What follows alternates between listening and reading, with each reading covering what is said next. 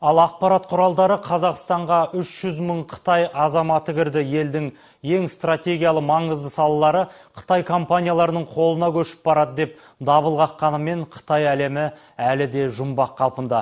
Жыл сайын мыңдаған Ханзу азаматының қазақ жеріне не мақсатпен ағылып жатқаны түсініксіз. Олар біздің елде қандай тағам жейді, қандай музыка тыңдайды, қазаққа үйлену ойларында бар ма? Қытай әлемінің ішкі құпияларының пернелерін басып көрген Жәния Өсерқұл олардан Қазақстанда қалғымыз келеді деген жауап алып қайтты. Қазақстанда оқитын қытайлық студенттер мен қызметкерлер өз елінің ащы-тұщы тамағын үнемі сағынып тұрады. Сол себепті 5000 жыл тарихы бар ымырасыз бәсеке нәтижесінде туындаған миллиондаған тамақ түрін еліміздің әр өңірінде ашылған Ханзу мейрамханаларындағы 5 аспап аспаздар жүздеген дәмдегіштерді қосып дайындайды. Қонақтарымыздың сұранысына ең көп бөлінетін атақты Пекин үйрегі, сонымен қатар қуырылған жейсіз бе? Әлде буға піскені ме, немесе Синьцзян ұйғыр тамақтарын қалайсыз ба? Кез келгенін әзірлейміз. Бізде ханзулар тойлар мен банкеттерінде көп өткізеді. Ал бүкіл шығыс елдері жастарының ең сүйіп баратын жерлері караоке клубтары. Қытайлықтар оң қолында микрофон, сол қолында бір шөлмек сыра алып, махаббат әндерін шырқағанда көздері мүлдем жұмылып кетеді. Ал көгілдір экранда қиыннан қиысқан иероглифтер.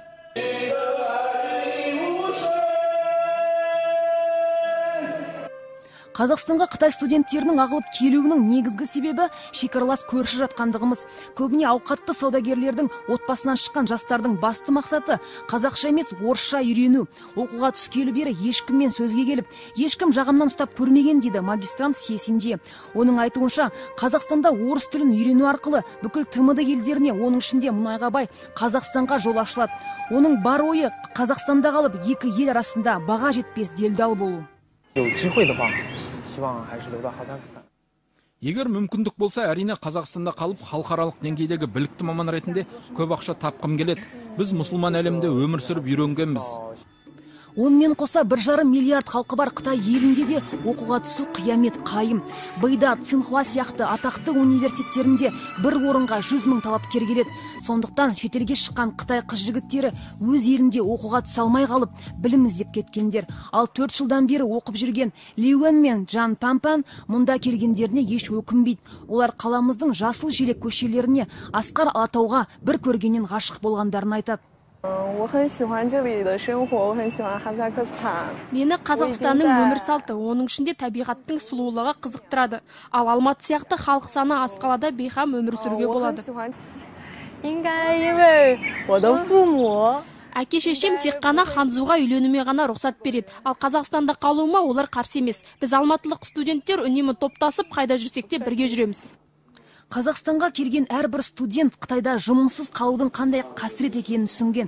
Сондықтан күн-түн демей тер төгіп оқуының басты себебі осы.